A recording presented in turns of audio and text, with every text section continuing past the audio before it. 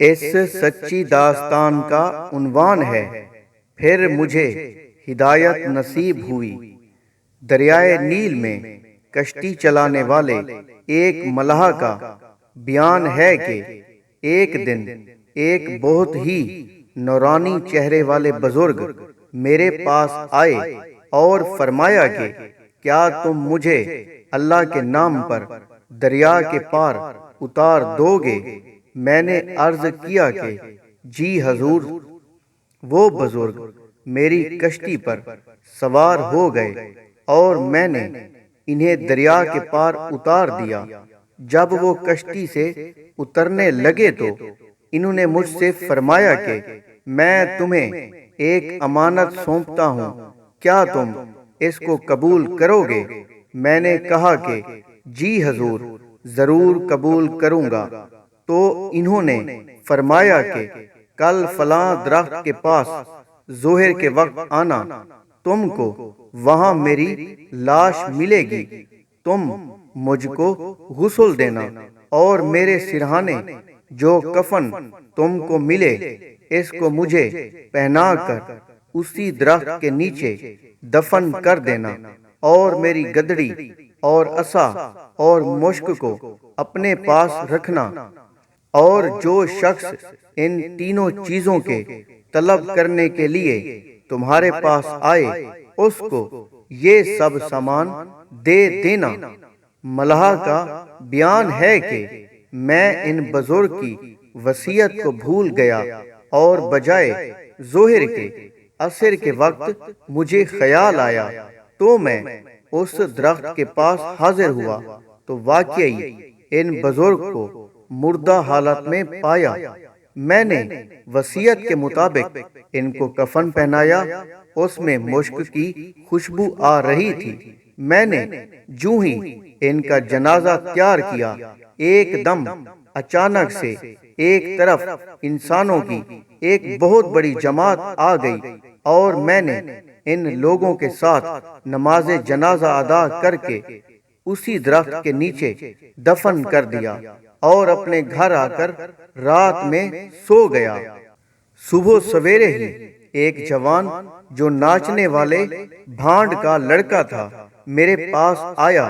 نہایت ہی باریک کپڑے پہنے ہوئے تھے، ہاتھوں میں مہندی لگی ہوئی اور بغل میں ستار دبائے میرے سامنے کھڑا ہو گیا، اور میں نے اس کے سلام کا جواب دیا۔ پھر اس نے مجھ سے دریافت کیا کہ فلاں بن فلاں تم ہی ہو؟ میں نے جواب دیا کہ ہاں میں ہی ہوں۔ اس نے کہا کہ پھر جو تمہارے پاس میری امانت ہے مجھے دے دو۔ میں نے حیران ہو کر پوچھا کہ تمہیں اس کی خبر کیوں کر ہو گئی؟ اس نے کہا یہ نہ پوچھئے۔ میں نے کہا تم کو بتانا ہی پڑے گا۔ میرا اصرار سن کر اس نے کہا کہ بھائی میں اس کے سوا کچھ نہیں جانتا کہ گزشتہ رات ایک شادی میں ساری رات ناچتا اور گاتا رہا۔ جب صبح کو اذان فجر ہوئی تو میں ناچ ختم کر کے سو گیا۔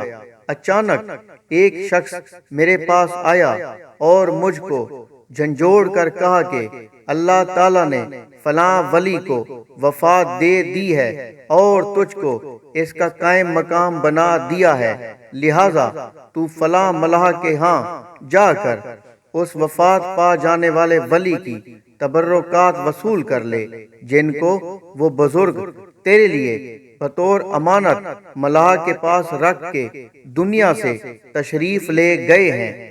ملاح نے بیان کیا کہ میں نے ان بزرگ کی تینوں چیزیں حسب وعدہ وصیت بھانڈ لڑکے کو دے دی۔ لڑکے پر سامان ہاتھ میں لیتے ہی ایک انقلابی کیفیت نمودار ہو گئی۔ اس نے باریک کپڑوں کو اتار کر میری کشتی میں پھینک دیا اور کہا کہ تم میرے ان کپڑوں کو جسے چاہو بطور صدقہ دے دینا، اور خود ان بزرگ کی گدڑی پہن کر اور عصا مشک لے کر چل دیا۔